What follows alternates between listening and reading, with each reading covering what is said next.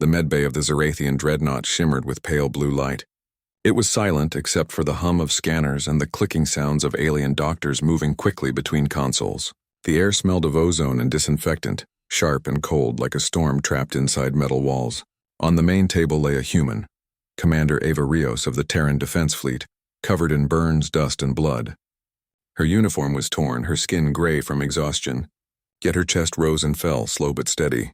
The Zarathians surrounded her, tall and insect-like, with thin arms and glassy black eyes that reflected the glow of their instruments. They spoke in a series of clicks and hisses, their translator devices turning the sounds into sharp, trembling words. 17 fractures, one of them said, its mandibles twitching in disbelief. Ribs, femur, scapula, micro tears in the spine. Internal bleeding. Severe trauma to lungs and heart. She should not be alive. Another leaned closer, scanning the strange mammalian figure on the table. And yet, it said quietly, the heart continues. Regular rhythm. No neural failure, impossible. Commander Rio stirred. The monitors flared. The Zarathian stepped back, unsure what to expect. Slowly, her eyelids opened. Her irises were a dull green, cloudy from pain, but behind them burned a focus that made the aliens freeze.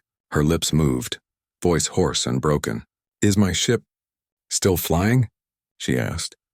The head physician, whose name was Dr. Thrix, blinked in confusion. "Your vessel was destroyed," he said softly. "You cannot fight anymore. You must rest." Rios gave a faint, crooked smile. The corners of her mouth bled as she grinned, but she didn't seem to notice. "Rest," she muttered, almost laughing. "Yeah, I'll rest when the war's over." She tried to sit up, and the sound of her bones cracking echoed through the room. The Zarathians moved forward in panic, clicking warnings, but she waved them off, pushing herself upright inch by inch. Sweat rolled down her temples, and her breathing was ragged, but she kept going until she was sitting straight. The alien doctors stared at her in silent horror. Their kind could not endure a single broken limb without going into healing stasis.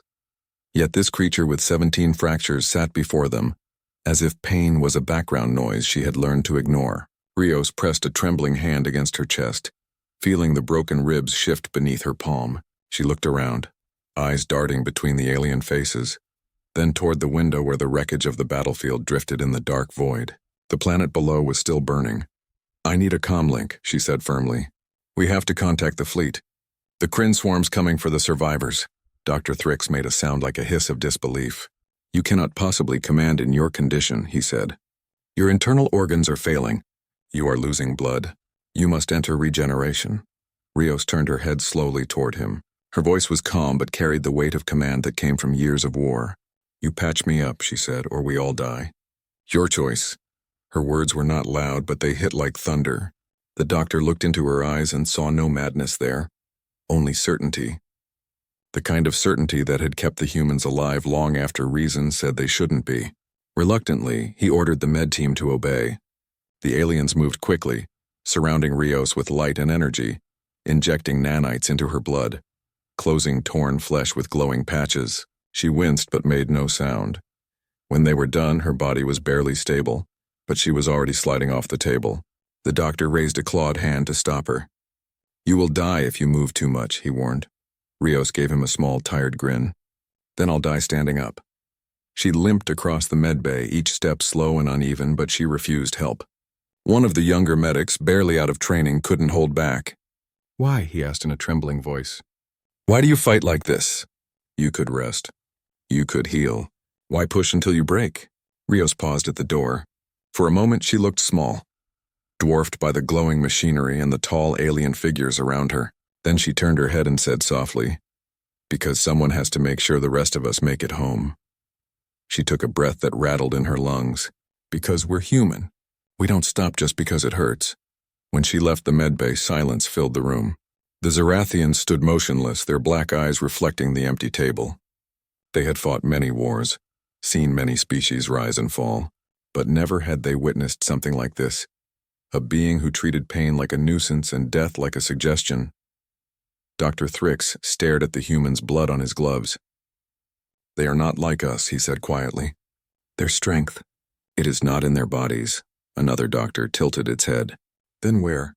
"In their will," Thrix answered. "They are fragile, yet they endure. They break, yet they rise. They burn, yet they keep walking. He looked toward the door where the human had gone. Perhaps that is why the universe fears them. Outside, the ship drifted through the ruins of a shattered battlefield. Bodies of ships, human, alien, and machine, floated silently in the black void, spinning like ghosts. The stars flickered through the debris, cold and distant. Commander Rios made her way to the observation deck, leaning against the wall for support. Every breath was agony, but she didn't let it slow her down. She looked out the window and saw the twisted remains of her fleet, the shattered hull of the Valiant Dawn, the smoldering debris of escort ships, the broken glint of fighters that had never made it back. She thought of the faces of her crew, of the laughter that used to echo in the mess hall, of the songs sung before battle to drown out fear. Gone, all of them, burned into the silence of space. Her eyes burned, but no tears came. She had cried long ago on other worlds, under other skies. Now there was only duty. A voice came from behind her, Dr. Thrix again. "Commander," he said carefully, "your fleet is gone. We detected only a few escape pods. You cannot return to battle." Rios didn't turn around. "There are survivors," she said. "There are always survivors, and I'm not leaving them behind. You are in no condition." "Condition doesn't matter," she said sharply. She turned then, meeting his gaze. "You think survival is about strength. It's not. It's about choice. We choose to stand up when we should fall. We choose to fight when we should flee. That's what it means to be human." Thrix said nothing. He could see the tremor in her hands, the way she leaned on the railing to stay upright. But her eyes burned like twin suns. In that moment, he realized that no logic or medical warning could stop her. Humanity was not made to obey the rules of nature. They were made to defy them. As she limped past him toward the hangar, the doctor watched in silence. Behind her, the medbay lights flickered, throwing long shadows across the walls. To the Zarathians, she looked broken, fragile, ready to collapse. But to Thrix, she looked like something else entirely, like a flame that refused to die no matter how strong the wind. Later, when the story spread across the fleets, they would speak of that moment in whispers. They would say the human stood with 17 broken bones and still walked into battle. They would say she smiled through the pain and ordered the stars themselves to listen. They would call her a warrior, a survivor, a legend. But those who had seen her up close, those who had watched her bleed and still command, knew the truth was simpler. Commander Ava Rios was not born to be a hero. She was tired, scared, and hurting, but she was human. And being human meant one thing above all: never giving up, no matter the cost. That was the day the Zarathians truly understood what the human spirit was made of. Not steel, not flesh, but something far more terrifying and beautiful, something that could not be measured by scanners or explained by science, something that could stare death in the face and smile. And in the cold silence of space, as their ship drifted between the burning stars, the alien doctors realized that this small, fragile species from a distant blue world might just be the most dangerous beings in the galaxy. The storm above Ephraxis Prime burned like a wounded sky. Lightning rolled through the clouds in rivers of fire, turning night into flickering daylight. From orbit, the planet looked broken, its once green continent swallowed by black smoke and crawling movement. The Kryn swarm had come, an endless tide of living machines that devoured everything in their path. Their shadows covered the land like an infection spreading through blood. High above the chaos, the Zarathian dreadnought Zerath's Mercy drifted in low orbit, its hull battered, its engines barely holding together. Inside, the alien crew worked frantically, trying to repair systems and manage the few surviving humans they had rescued from the last battle. Commander Ava Rios walked slowly through the command deck, her body held together by thin bands of glowing green energy. The Zarathian medtechs had fused her broken bones with nanite threads, wrapped her ribs in a healing shell that pulsed softly under her uniform. Every movement sent sharp pain up her spine, but she ignored it. Pain meant she was alive, and being alive meant there was still work to do. The crew turned to look at her when she entered. She looked like a ghost, pale, bruised, and walking with a limp, but her eyes were sharp and clear, like the edge of a blade. Captain Threx, the Zarathian officer in charge, approached her with a mixture of respect and disbelief. His tall, angular frame shimmered with the dull blue of stress marks, his species' version of anxiety. "Commander Rios," he said in his clicking, mechanical voice, "our scans show the swarm covering the entire northern hemisphere. There are millions of them, Ground troops have fallen silent. We cannot fight that. Ava looked past him to the holographic display showing the planet below. Red dots spread across the continents like a disease. Running won't save us, she said quietly. Threx tilted his head, the translator stuttering. We must retreat. One ship cannot stop a swarm. Ava's lips curved into a tired smile. Then we make it count, she said. We make them choke on every piece of metal we have left. Her words filled the room with an uneasy silence. The Zarathian officers exchanged glances. To them, the human plan sounded like madness. But they also knew this human had survived things that defied reason. The silence of the bridge was broken only by the hum of damaged engines and the distant thunder of storms on the planet below. Rio stepped closer to the table and began typing commands into the console with trembling hands. Listen carefully, she said. The Kryn are drawn to energy signatures. If we overload the Dreadnought's power core, they'll sense it. They'll come for us, all of them. We'll lure them into the upper atmosphere, right into the heart of the storm. Threx blinked in alarm. You mean to ignite the plasma clouds, he said. That will destroy everything in range. Including us. Rios nodded once. Exactly. That's the point. We light up the sky and burn them all out. The aliens stared. To them, suicide was unthinkable. But to the human, it was strategy. Threx's voice dropped lower. Commander, your injuries. Your body cannot endure another battle. You could barely stand an hour ago. I'll stand long enough, she said simply. Patch the engines. Reroute the energy grid. Get me firing control. Her certainty silenced any further argument. One by one, the Zarathian officers turned to their stations. Orders clicked through the air. Power conduits were rerouted. Weapons recharged. For the first time since the war began, the Zarathians followed a human into what they all knew was almost certain death. Hours passed as the preparations continued. Outside the ship, lightning grew wilder, carving veins of light through the dark clouds. The Kryn swarm noticed the ship and began to move upward, their mechanical wings slicing through the air in synchronized waves. Thousands of them, then tens of thousands, an ocean of shining metal and glowing eyes. Inside, Ava stood at the center of the bridge, gripping the railing. Her hands trembled slightly and a line of blood ran down her arm from where the nanite brace had torn open her skin. She ignored it. The pain kept her focused. The ship trembled as the Kryn began firing, streams of plasma and acidic beams that splashed across the shields. Alarms screamed. Lights flickered. Still, she stood steady, her gaze fixed on the storm. Target the main swarm cluster, she said through clenched teeth. Divert all power to the reactor. On my mark. Captain Threx turned to her, his voice cracking. Commander, if we do this, there will be nothing left of us. She looked at him and smiled faintly. Then we'll be legends. The swarm surrounded the ship completely. On every screen, the black wave of Kryn filled the sky, their bodies flickering like living metal insects. The Zerath's Mercy groaned under the weight of enemy fire. Deck plates rattled. Fire burst from the ceiling. The smell of burning insulation filled the air. Ava's vision blurred, but she gripped the rail tighter. Hold steady, she ordered. Not yet. Her heartbeat thundered in her ears. The energy gauge climbed higher and higher as the core overloaded. The bridge lights dimmed to red. Outside, the storm grew furious, lightning leaping from cloud to cloud in chaotic beauty. The Kryn drew closer, clawing at the hull, swarming like ants over a carcass. Now, she shouted. Threx slammed the activation rune. The dreadnought dove straight into the heart of the storm.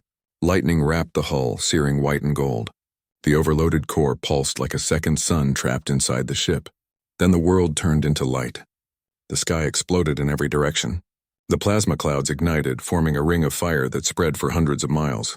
The Kryn were caught in the inferno, millions of them, their bodies burning and dissolving into molten sparks. The planet's upper atmosphere flared like a sunrise made of fury. For a few seconds, everything was pure white. No sound, no movement, only light that erased the sky itself. When the explosion faded, the storm calmed. The fire dimmed to glowing embers in the clouds. The swarm was gone. The upper atmosphere shimmered with debris and ash, a graveyard floating in silence. Among the drifting wreckage, escape pods fired from the burning remains of the Zerath's Mercy. The great dreadnought broke apart piece by piece, her hull splitting open as fire tore through her core. But inside one of those pods, Ava Rios still breathed. Her chest rose and fell weakly, her uniform scorched and blackened, her face pale. Her hands were still locked on the manual trigger that had saved a planet. Even unconscious, she refused to let go. In the aftermath, the planet below began to clear. The plasma fires burned away the infection of the swarm, and for the first time in months, a faint patch of blue sky appeared through the smoke. The few survivors who watched from the ground saw the light burst across the heavens and thought the gods themselves had come to their rescue. They didn't know it was a human, a broken, bleeding human who had turned the sky into a weapon. Hours later, Zerathian recovery ships moved through the debris, searching for life signs. The battle was over, but the silence that followed was heavier than victory. The sky still glowed faintly, painting the black of space with the colors of dawn. Captain Threx, burned and battered but alive, sat inside his escape pod, staring at the fading light where the Zirath's mercy had once been. He whispered softly through the translator. "She did it," no one answered. But far below, the fires died down, and the wind of the storm began to fade into calm. The swarm was gone and the planet was safe. For now. In the quiet that followed destruction, one truth settled into every heart that had witnessed the humans act. The humans were not fearless, they were simply unwilling to give up. They could be broken, bleeding, dying, but until the last breath left their bodies, they would keep fighting. As the rescue ships collected the surviving pods, Threx looked toward the smoldering clouds and whispered again, "Rest when the war's over." He finally understood what those words meant. The Zarath's mercy was gone, but her fire still burned in the skies of Aphraxis Prime, a reminder carved in light and flame that even the smallest spark of humanity could set the stars ablaze. The light of the burning sky faded slowly over Aphraxis Prime. Hours had passed since the explosion that tore through the storm and wiped the Kryn swarm from the face of the planet. The air was still thick with ash, and pieces of glowing metal drifted through the upper atmosphere like dying stars. The fires that had raged for weeks were finally dying, leaving behind blackened plains and rivers of smoke that stretched all the way to the horizon. Above it all, the remains of the dreadnought Zirath's Mercy hung in orbit, broken into fragments that floated silently against the endless dark. Rescue ships moved through the wreckage, scanning for survivors. Their lights swept over twisted steel, burned engines, and the torn shells of escape pods. It was a graveyard of heroes. Inside one of the pods, barely alive, lay Commander Ava Rios. Her body was covered in burns and blood. Her pulse was weak, her breathing uneven. The explosion had shattered the brace that held her ribs together, and her arm hung limp at her side. Yet she still clutched the manual control stick she had used to trigger the final detonation. Her fingers were locked around it, knuckles white even in unconsciousness. When the med team of Zerathian doctors found her, they didn't believe she was still alive. "Her heart is failing," one of them said. No one could have survived this. But as they lifted her out, her eyes fluttered open. For a moment, they glowed faintly green in the light. Her lips moved, barely forming words. "Did it work?" she whispered. Dr. Threx, the same physician who had once examined her in disbelief aboard the dreadnought, was there. His voice trembled as he looked at her. "Yes," he said softly. "You destroyed them. The swarm is gone." Ava gave a small smile, weak but real. "Then it was worth it." She tried to move to sit up, but her body refused. The doctors pressed her back gently. "Please," Threx said, his voice breaking. "You must rest." Her smile widened slightly, though her eyes were fading. "Rest when the war's over," she murmured. Then she closed her eyes again. The doctors worked for hours to stabilize her. They placed her in a regeneration chamber aboard the rescue ship, where glowing green fluid surrounded her, knitting broken bones and sealing wounds. Outside the chamber, the Zerathian crew stood in silence, watching the small, fragile figure float inside. Her chest rose and fell slowly, but her heartbeat remained steady. To them, she no longer looked weak. She looked unbreakable. Days passed as the survivors were gathered. Across the surface of Aphraxis Prime, humans and Zerathians dug through the ruins, searching for signs of life. The planet that had been the Kryn's feeding ground was quiet now. The enemy had been completely erased. All that remained were the scars of fire and the echoes of battle. In every camp, soldiers spoke of what had happened, of how a single human commander had turned the sky into a weapon. Some called her mad, others called her brave, but all of them agreed on one thing: she had saved them all. When the rescue fleet returned to orbit, the Council of Commanders sent a message through the comms. It was simple and solemn. To the crews of Zirath's Mercy and all who fought on Aphraxis Prime, Your courage has given the galaxy one more day of peace. The Kryn swarm is destroyed. The human commander Ava Rios is to be honored as a hero of both species. Thrix listened to the message, his eyes fixed on the window where the planet turned slowly below. He thought of the first time he had seen her, broken, bleeding, yet defiant, and of how he had thought she was a fool for refusing to rest. Now he understood. Humanity's power had never come from their strength or their weapons. It came from their will to rise again and again, no matter the cost. When Ava finally woke from her healing sleep, the lights in the medbay were soft and golden. Her body was still weak and her voice was hoarse, but her mind was clear. Thrix was standing beside her, holding a datapad filled with reports of the battle. He looked at her with what, for a Zarathian, was almost a smile. "Welcome back, Commander," he said. "The war is not over, but this victory will be remembered for generations." Ava blinked slowly, her eyes adjusting to the light. "How many made it?" she asked. "More than we expected," Thrix replied. "Your plan saved thousands. You bought them time to escape before the storm hit." Ava nodded weakly. "Good," she said. "That's all that matters." She looked out the small window beside her bed. Beyond the glass, the stars burned cold and distant. "You'll rebuild," she said softly. "Both our people will. And when the swarm comes again, you'll know what to do." Thrix tilted his head. "You believe they will return?" "They always do," she said. "Evil doesn't vanish. It hides, but so do we. We wait, we heal, and then we fight again." For a moment, there was silence between them. Then Thrix spoke in a low voice. "You humans, I do not understand how you can fight through so much pain. You were dying and still you chose to stand." Ava gave a faint laugh. "We've been standing since the day we learned how to walk. It's what we do." Thrix's dark eyes shimmered. "When my people speak of bravery, we will speak of you, of the one who stood with 17 broken bones and still walked into battle. Don't make me a story," she said softly. "Make it mean something." "Keep fighting," he nodded. "We will." Weeks passed, and the story spread far beyond Aphraxis Prime. Across the galaxy, soldiers whispered the name of Ava Rios. On distant worlds, humans and aliens alike told the tale of the woman who turned the sky into fire. In bars and military bases, on refugee ships drifting through the stars, they said her name with pride. Some called her the Fire of Aphraxis. Others called her the one who wouldn't fall. Among the Zarathians, it became a proverb, 17 fractures. Still standing. Still human. As the fleet prepared to leave the planet's orbit, Ava stood on the observation deck, her body still covered in healing scars. The medics had begged her to rest, but she refused. She wanted to see the planet one last time. The clouds below had cleared, and the oceans shimmered faintly where the storms had ended. New life was already beginning to bloom through the ashes. Thrix joined her, silent for a moment as they watched the view.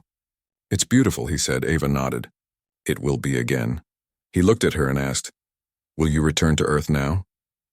She shook her head. "Not yet. There's still work to do." He didn't argue. He understood now that she would never stop. Humans didn't rest between wars. They rebuilt and then they kept moving forward. That was their curse and their gift. The ship's engines came online with a low hum. The fleet began to move, leaving the ruined world behind. Ava turned to leave the deck, but she paused at the door. "Thrix," she said quietly, "when your people tell this story, don't make it about me. Make it about us, all of us who stood together. Because that's the real victory." He bowed his head. "As you wish, Commander." She smiled faintly, then walked away, her step slow but steady. Each movement hurt, but she no longer cared. She had seen what their unity could do. Long after the ships vanished into the dark, the people of Aphraxis Prime began to rebuild. They planted new forests in the burned soil. They rebuilt their cities from the bones of the old ones. And every year, on the day the sky burned, they looked up and remembered the human who had refused to fall. In time, legends would form. Children would grow up hearing about the woman who turned pain into power, who fought until the stars themselves bowed to her will. But the truth was simpler, quieter. Ava Rios had been a soldier, a leader, a human who loved her people too much to let them die alone. She had not sought glory or reward. She had only done what she believed was right. And somewhere in the endless dark between the stars, the echo of her voice lingered in the memory of those who had fought beside her. A promise, a warning, and a hope all at once. Rest when the war's over. No one knew when that day would come, but as long as there were humans among the stars, The war would never truly be lost, because no matter how many times they fell, they would always rise again, broken, bleeding, but unbowed, still standing, still human.